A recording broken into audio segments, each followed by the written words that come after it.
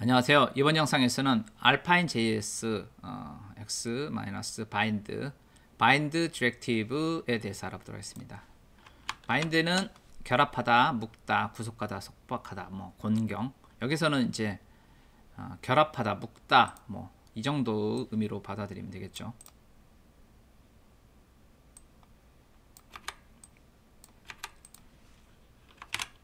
HTML 요소의 그 속성들을 갖다가 바인딩을 해서 어떤 특정한 처리, 자바스크립트의 처리 결과 값으로 나타나게끔 해줄 수가 있는 겁니다. 자, 설명만으로는 좀 부족하니까 실습을 통해서 x-bind가 어떤 역할을 하는지 알아보도록 하겠습니다. 느낌표 탭 하고요.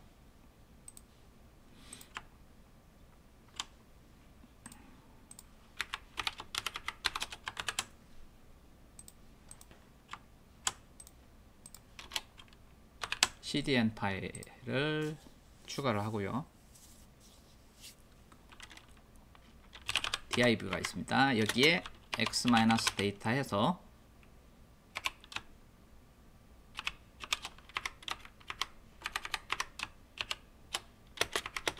여기에다가 a라는 값을 하나 선언하겠습니다. 그리고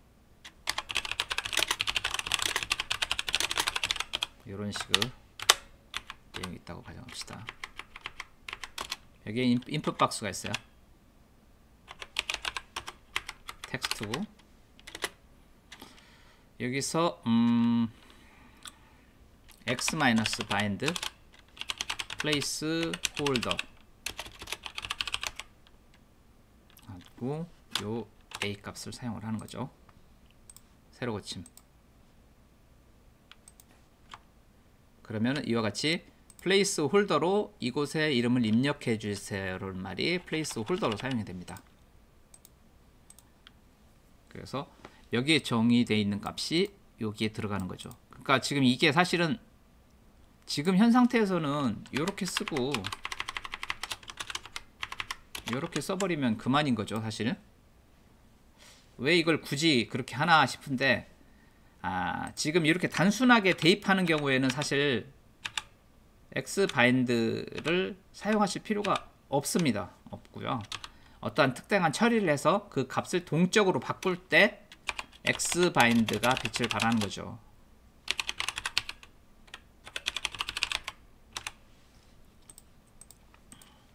그리고 이제 이 문법이 중요한데 x-bind가 장황하니까 이걸 갖다가 줄여서 표현하는 걸로 이렇게 콜론 하나로 처리를 할 수가 있습니다.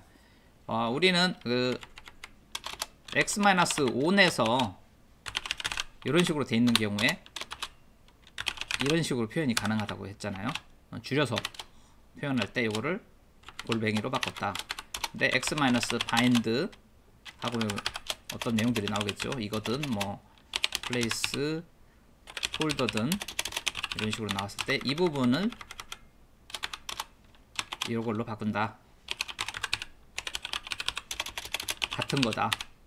이렇게 돼 있으면 바인딩 되어 있구나 그렇게 생각하시면 됩니다. 이게 빠지면 그냥 HTML 그 속성 그 자체구나 이렇게 생각하시면 되고 콜론이 들어가면은 x-바인딩이 되어 있구나 이렇게 생각하시면 되겠습니다. 그래서 이 경우에는 그냥 a가 플레이스홀더 값으로 들어가 있는 거고 앞에 콜론이 딱 붙는 순간 바인딩 되기 때문에 앞에 x-data에서 선언되어 있는 그 값이 여기에 들어가겠구나 이렇게 인식을 하면 됩니다. 그러니까 앞에 콜론을 붙이는 순간 이게 변수가 되는 거고 콜론을 빼는 순간 그냥 단순한 텍스트 A에 불과한 거죠. 그래서 바인딩을 했다라고 보면 되겠습니다.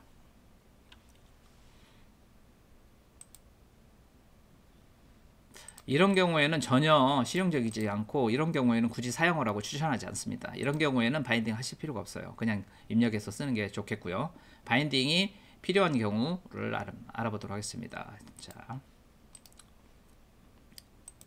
11_1.html 파일 하나 만들고요. 느낌표 탭하고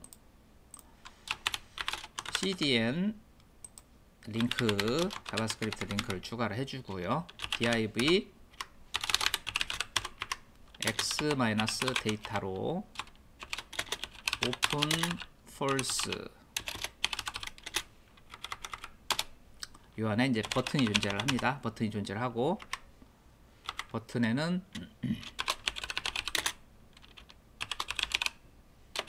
드롭다운이라고 하겠습니다.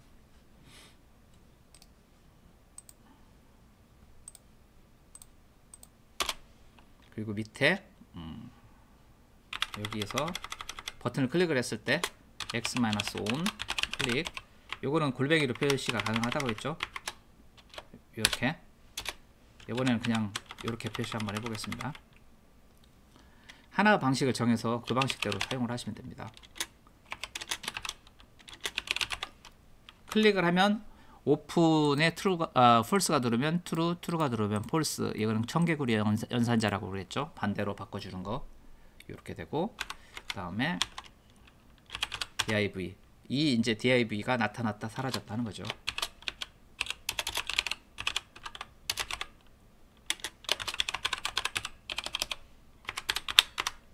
여기서 클래스 해서 여기를 갖다가 그냥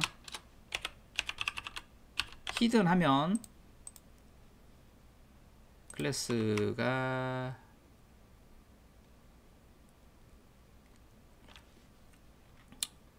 여기에서는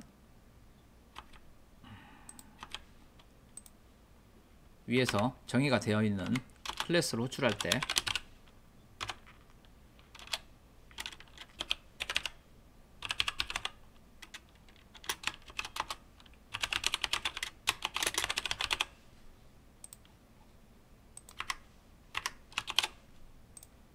이렇게 하면 사라지죠. 요거는 그죠? 그래서 클래스에 히든이라는 값을 대입을 한 거예요. 근데 요거를 갖다가 원래는 이제 요렇게 하면 되는 거죠. 사실은 요렇게 하면 그만이에요. 근데 이제 버튼을 클릭을 했을 때 이 오픈 값에 따라서 이 히든이라는 문자열을 요거를 사용하거나 안 하거나 하는 형태로 바꿀 수가 있는 거죠. 그래서 요거를 지워버리고 클래스를 바인딩을 하겠습니다. 요거는 x-바인더하고 같다고 그랬죠. 이렇게 해서 이렇게 하고 오픈 값에 따라서 판단하려는데 오픈 값이 true이면은 비워두면 되고 비워두면 그냥 나오는 거죠. 근데 오픈 값이 만약에 false다 그러면 이제 히든을 동작시키기 위해서 여기서 히든 클래스를 호출하는 거죠. 자, 여기서 히든 지금 현재는 오픈 값이 false예요. false니까 이 사망연산자예요. 앞에 이 값이 true이면은 앞에 것을, 이 값이 false이면 뒤에 것을 넘겨줍니다. 그래서 여기서 현재 false니까 뒤에 값을 넘겨주니까 이 여기서부터 여기까지 히든 이 값이 클래스에 배정이 돼서 이런 식으로 된 거죠. 결국은 저것은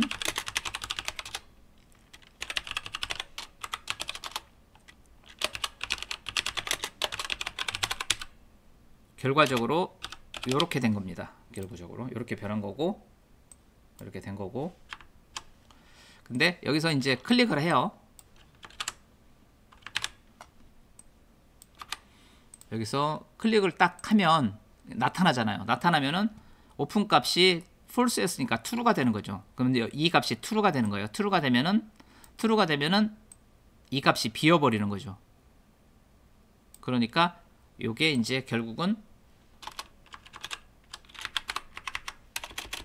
이 상태가 되는 겁니다. 이 상태가 되는 거니까 이 드롭다운 컨텐츠라는 부분이 노출이 되는 거죠. 이럴 때 이렇게 동적으로 할 때 바인딩이 필요한 겁니다. 이런 경우에 사용을 해야 되는 거고, 아까와 같은 뭐 플레이스 홀더 같은 경우에는 사용할 이유가 하나도 없습니다. 이런 식으로 사용을 할 수가 있겠습니다. 여기서 지금 이와 같이 사망연산자를 사용을 하고 있는데, 사망연산자 물음표 true일 때 false일 때 가운데 콜론 들어가는 형태인데, 이런 형태 말고 short circuit이라고 하죠. short circuit. short 자바스크립트에 short circuit 이런 형태로 문법으로 또 줄여서 표현하는 방법이 있습니다. 그게 어떻게 되냐면은 이 부분을 이렇게 바꾸는 거예요. 어떻게 바꾸냐면은 이렇게요. 결과는 동일합니다. 자, true, false.